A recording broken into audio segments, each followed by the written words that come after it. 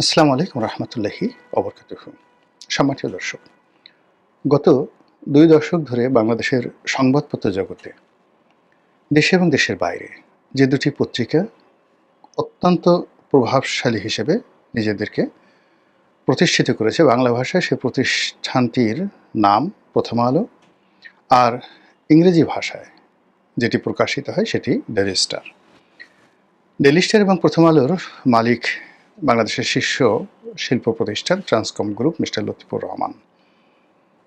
এই পত্রিকাটি বা এই পত্রিকা দুটো এবং একই সঙ্গে এই দুটো পত্রিকার দুজন সম্পাদক, জনাব মাহফুজ আনাম ডেইলি স্টারের এবং জনাব মতিউর রহমান উনি প্রথম আলোর, তারা যুগপৎভাবে যে প্রভাব অর্জন করেছেন, প্রতিপত্তি অর্জন করেছেন, ঠিক এইরকম প্রভাব প্রতিপত্তি আমাদের দেশে ব্রিটিশ জামানাতে এবং ব্রিটিশ জামানাতে ভারতের বাংলাভাষী মানুষের মধ্যে, অর্থাৎ এই বাংলা এবং অপর বাংলায় আজাদের সম্পাদক মাওলানা আকরাম খান উনি ছিলেন, আর ইত্তেফাকের সম্পাদক তোফাজ্জল হোসেন মানিক মিয়া ছিলেন।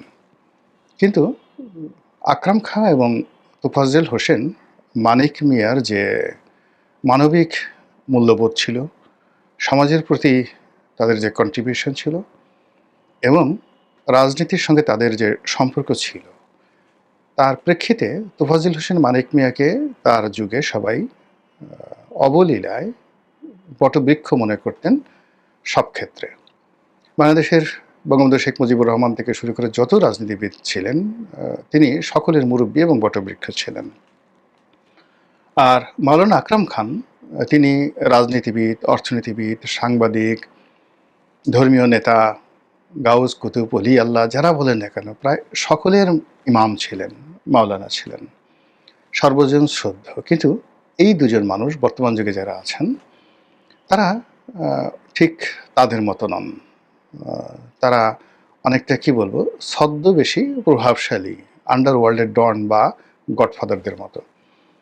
তাদের দ্বারা যারা ক্ষতিগ্রস্ত হয়েছেন সবাই তাদেরকে ভয় পান, তারা সকলের সঙ্গে মেশেন না এবং সকলে ইচ্ছে করলেও তাদের সাথে মিশতে পারেন না। তারা অত কথা বলেন না। অতীতের যে সকল প্রথিত যশা সাংবাদিক ছিলেন তাদের মতো তারা অত কথা বলেন না, কিন্তু তারা যে একটা গ্রুপ মেনটেন করেন, চিন্তা চেতনা, কর্ম, প্রচার প্রপাগান্ডা থেকে শুরু করে শিল্প সাহিত্য, ব্যবসা বাণিজ্য, সেখানে যে গ্রুপটি তৈরি করেন এটিকে অনেকে বাঙ্গু বলে তাদেরকে ঠাট্টা মস্করা করেন, এলিট বাঙ্গু, অভিজাত বাঙ্গু। আর তারা যে কাজগুলো করেছে সেই কাজের ফলে আমাদের গত ২০ বছর ধরে সমাজের যে একটা বিবর্তন ঘটেছে, সেই বিবর্তনের চরম সংঘর্ষে আজ প্রথম আলো এবং ডেইলি স্টারের মতো প্রতিষ্ঠানে অগ্নিকাণ্ড, লুটপাট এবং তছনছের ঘটনা ঘটল। কেন ঘটল সেই কাহিনী বলবো। কারা করালো, কী কারণে করলো, এটা মোরালেস আপনারা আমরা সবাই জানি। ওটা নিয়ে আলোচনা করার জন্য আসলে খুব বেশি পাণ্ডিত্যের দরকার হবে না, আপনারা সবাই জানেন। কিন্তু এই যে দৃশ্য, মানে প্রথম আলো এবং মানে ডেইলি স্টারে যে ঘটনা ঘটলো, এটি নিয়ে সাধারণ আমজনতার কোনো মাথা ব্যথা নেই, কারোর মধ্যে কোনো অনুশোচনা নেই। কিছু মানুষ যারা চিন্তা করলেন কিছু বলা দরকার, তাই তারা অনুশোচনা করছে, কিন্তু অনেকে বেশিরভাগ ক্ষেত্রে মনে মনে খুশি হয়েছে। রাজনৈতিক দলগুলো কেউ সহমর্মিতা জানায়নি। কোনো রাজনৈতিক দল এই ঘটনার জন্য অন্তঃস্থল থেকে নিন্দাবাদ জানায়নি। বললাম না যে নিন্দাবাদ জানানোর দরকার, তাই নামকা অবস্থায় নিন্দাবাদ জানিয়েছে। কিন্তু পাকিস্তান জামানাতে যখন ইত্তেফাকে এরকম আগুন ধরিয়ে দেওয়া হয়েছিল, সেটা পাকিস্তান সরকারের পতনকে ত্বরান্বিত করেছিল এবং সারা বাংলাদেশে রীতিমতো আগুনের স্ফুলিঙ্গ ছড়িয়ে দিয়েছিল। কিন্তু এই বাংলায় এই সময়টিতে 18 কোটি মানুষের দেশে, দেশের সবচেয়ে জনপ্রিয়, সবচেয়ে প্রভাবশালী দুটো পত্রিকাতে এরকম ঘটনা ঘটল, কিন্তু সেই তুলনায় এখানে যে প্রতিক্রিয়া নেই বললেই চলে। অন্যদিকে যারা ক্ষতিগ্রস্ত হয়েছেন, যারা বিভিন্ন সময় বিভিন্ন মানুষের মধ্যে উত্তেজনা তৈরি করেছেন, মানুষের মধ্যে বিভ্রান্তি তৈরি করেছেন, তারা নিজেরাও এই বিষয়গুলো নিয়ে, অর্থাৎ কেন তাদের ওখানে আগুন দেওয়া হলো, কারা দিল, কী কারণে দিল, এটা নিয়ে তারা আর দ্বিতীয়বার ইন ডিটেইলস তাদের যে ঘৃণা, তাদের যে ক্রোধ, তাদের যে ক্ষোভ, তারা সেটা প্রকাশ করতে পারল না। রাষ্ট্র এত দুর্বল অবস্থায় পৌঁছে গিয়েছে যে রোম যখন পুড়ছিল তখন নীরব বাঁশি বাজাচ্ছিল, তার চাইতেও জঘন্যভাবে পুরো রাষ্ট্র ব্যবস্থা, ডেইলি স্টার এবং প্রথম আলোর যে অফিস তছনছ হয়েছে। এটা বাদ দেন সব কিছু, এটা একটা প্রাইভেট প্রপার্টি, ব্যক্তিগত সম্পত্তি, এটা রক্ষা করা রাষ্ট্রের মৌলিক কর্তব্য। আজ এখানে রাষ্ট্র যে সক্ষমতা দেখাতে পারল না, কাজেই এটা চলতে থাকলে আগামীতে রাষ্ট্রের আরও গুরুত্বপূর্ণ, আরও সেন্সিটিভ এবং যাকে বলা হয় আরও স্পর্শকাতর যে জায়গাগুলো, সেখানে যদি সন্ত্রাসীর আক্রমণ চালায়, রাষ্ট্রের অবস্থা একই হবে। এই যে একটা যাকে বলা হয় আমরা ভীষণ রকম একটা ভয়ঙ্কর অবস্থার মধ্যে পড়ে গেলাম, এটার শুরুটা কিন্তু হয়েছিল প্রথম আলোর মাধ্যমে, ডেইলি স্টারের মাধ্যমে। তারা সবার আগে কী করলো, এই সমাজ যারা নেতৃত্ব দেয়, রাজনীতিবিদ, সেই রাজনীতিবিদদেরকে হেয় করা, ছোট করা, তাদেরকে চরিত্রহীন বানানো, কালপিট বানানো থেকে শুরু করে, মানে এই সমাজে রাজনীতির সে খারাপ কোনো জিনিস নেই, এই কাজটি তারা শুরু করেছিল সেই প্রথম আলো যখন ভোরের কাগজ ছিল, অর্থাৎ এই যে মতিউর রহমান সাহেবরা যখন ভোরের কাগজে ছিলেন তখন থেকে তারা শুরু হলো, এবং সেখান থেকে বের হয়ে তারা যখন এই প্রথম আলো করলেন, অর্থাৎ ভোরের কাগজ থেকে বের হয়ে প্রথম আলো করলেন, তখন থেকে তারা এইটা এত জোরে সোরে শুরু করলো যে যখনই কোনো রাজনীতিবিদকে তারা টার্গেট করেছে তখনই তার ক্যারিয়ার, জীবন যৌবন সব শেষ করে দিয়েছে। অর্থাৎ তারা ব্যক্তিগতভাবে যেমন ধরুন স্বামী উসমান তৈরি করেছে, লক্ষ্মীপুরের তাহের তৈরি করেছে, যাকে যাকে তারপরে ফেনীর জয়নাল হাজারীকে টার্গেট করেছে, এরকম যত রাজনীতিবিদ আছেন। আর রাজনৈতিক দল হিসেবে বিএনপি এবং আওয়ামী লীগ, অন্যান্য রাজনৈতিক দল, জাতীয় পার্টি তাদেরকে টিটকারি করেছে, তাচ্ছিল্য করেছে। এরপর পুরো রাজনীতির যে বিধিবিধান ব্যবস্থা, এটাকে যাকে বলা হয় রিনোভেশন করার পরিবর্তে এটাকে ধ্বংস করে এখানে একটি এলিট তন্ত্র, এটি লর্ড সভা বা একটি আপার হাউস গড়ে তোলার জন্য তারা যে চেষ্টা করেছে, সেই তাদের চেষ্টা সরকারই কিন্তু আজকে দেশ চালাচ্ছে।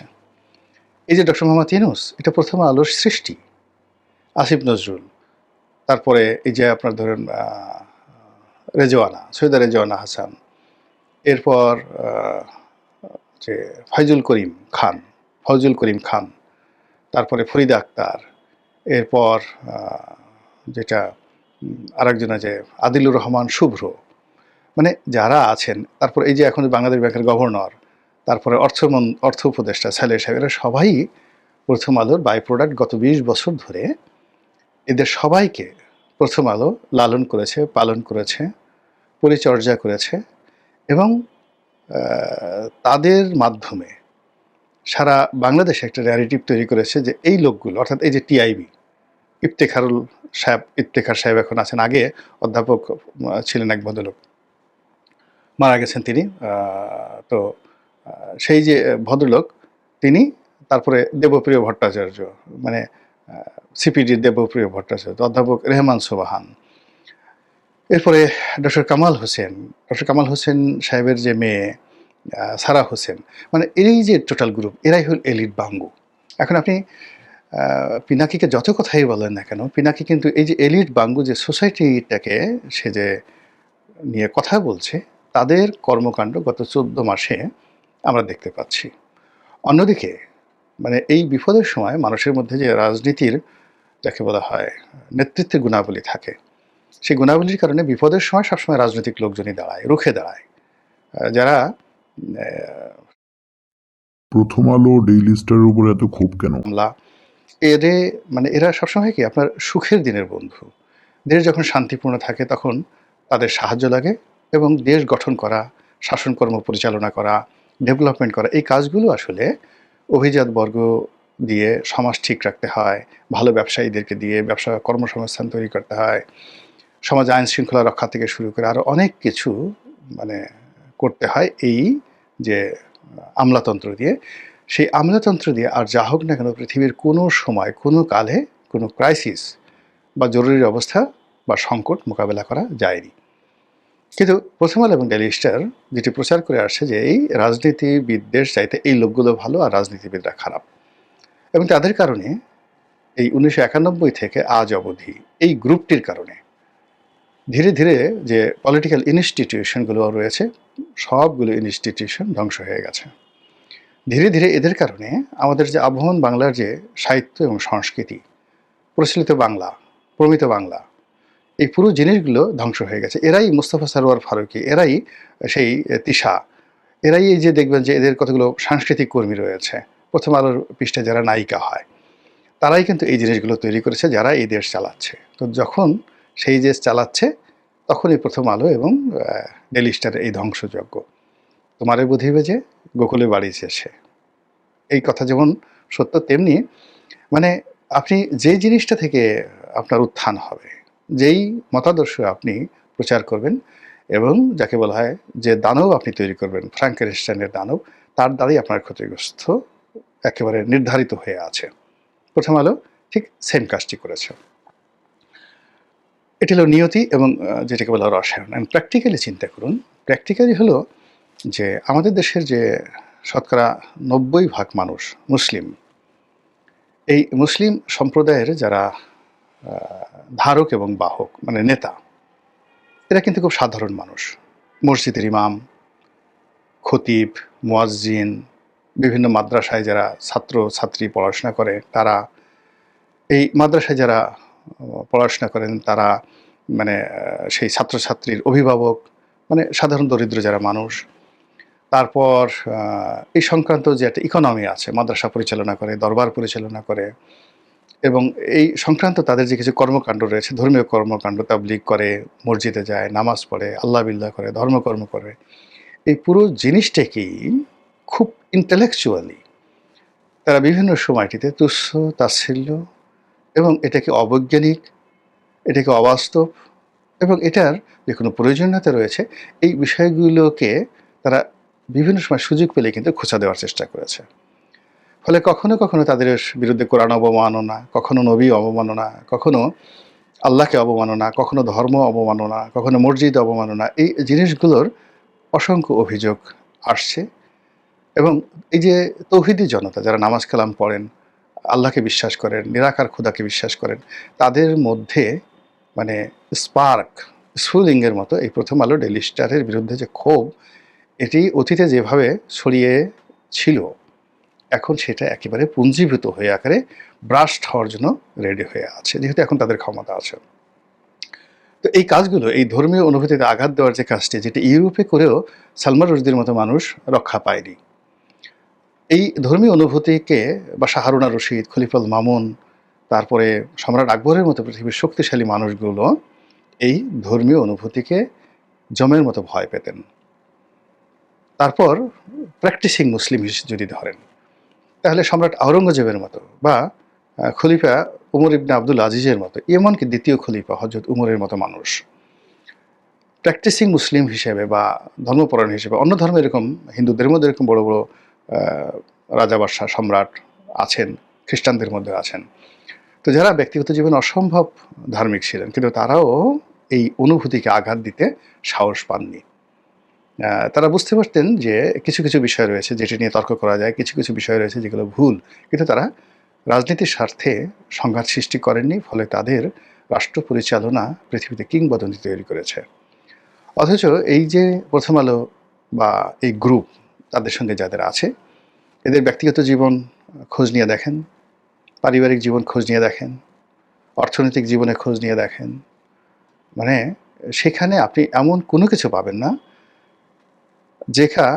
যেটা তারা সমালোচনা করে, যাদেরকে হেয় করে, তাদের যে একটা ব্যক্তিগত জীবন আছে, সেখানে যে সততা আছে, তারপরে সেখানে যে ন্যায়পরায়ণতা আছে, সেখানে যে যাকে বলা হয় মানুষের জন্য করার তাদের যে আকাঙ্ক্ষা রয়েছে, নিজের সর্বস্ব বিলিয়ে দেওয়ার যে অভিব্যক্তি রয়েছে, সেই জিনিসগুলো তাদের মধ্যে পাবেন না। ফলে কি হলো, তারা একটা মানে একে বলা হয় তাসের ঘর তৈরি করেছিল, সেখানে একটা বাঁশের খুঁটি তারা দিয়েছিল, তারা একটা শ্বেতহস্তি তৈরি করেছিল, তারা একটা বেলুন তৈরি করেছিল, তারা একটা বিশাল হাতি তৈরি করেছিল বাতাস দিয়ে।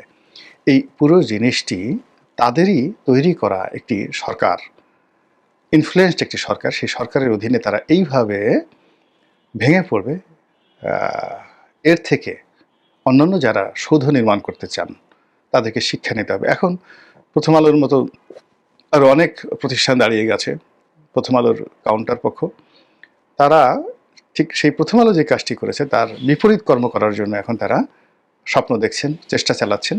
আগামীতে তাদের জন্য কিন্তু এর সাথে বড় যে পরিণতি সেটা অপেক্ষা করছে। মধ্যে থেকে যেটি হবে, আমরা একটার পর একটা সুন্দর, যাকে বলা হয় স্বপ্ন হারিয়ে ফেলবো, প্রতিষ্ঠান হারিয়ে ফেলবো। প্রথম আলো ডেইলি স্টারের এই যে ইন্টেলেকচুয়াল দুষ্টুমি বা ডিসঅনেস্টি, অসততা, এটা হয়তো আমাদের সমাজের লাখে একজনও বুঝেন না, কিন্তু এই পত্রিকা পড়েন নাই জীবনে একবার, এরকম লোক খুব অল্প রয়েছে। তো এরকম একটা প্রতিষ্ঠান রাতারাতি গড়ে তোলা কিন্তু সহজ বিষয় নয়। কিংবা ওই যে আমাদের দেশে দৈনিক আজাদ শেষ হয়ে গেছে, ইত্তেফাক বলতে গেলে শেষ হয়ে গেছে, এটা আবার নতুন করে চালু করা, আগের পর্যায়ে নেওয়া সম্ভব না, আরেকজন মানিক মিয়া হওয়া সম্ভব না। তো কাজেই আমাদের এই সমাজের সব ক্ষেত্রেই যে রিকনসিলিয়েশন প্রয়োজন রয়েছে, সেটা যদি প্রথম আলো কর্তৃপক্ষ বুঝতে পারে, তাহলে হয়তো আগামীতে তারা আবার ঘুরে দাঁড়াতে পারবে। মহান আল্লাহ আমাদের সবাইকে হেদায়েত দান করুন এবং হেফাজত করুন। আসসালামু আলাইকুম ওয়া রাহমাতুল্লাহি ওয়া বারাকাতুহু।